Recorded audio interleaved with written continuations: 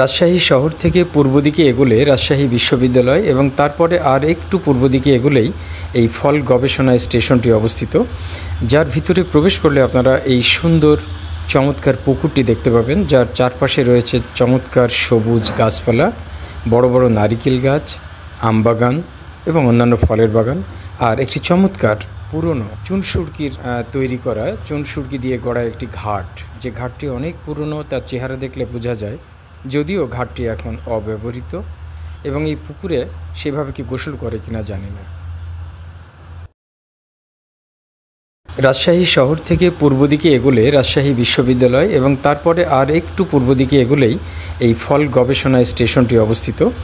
যার ভিতরে প্রবেশ করলে আপনারা এই সুন্দর চমৎকার পুকুরটি দেখতে পাবেন, যার চারপাশে রয়েছে চমৎকার সবুজ গাছপালা, বড় বড় নারিকেল গাছ,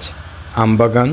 এবং অন্যান্য ফলের বাগান, আর একটি চমৎকার পুরনো চুনসুরকির তৈরি করা চুনসুরকি দিয়ে গড়া একটি ঘাট, যে ঘাটটি অনেক পুরনো, তার চেহারা দেখলে বোঝা যায়।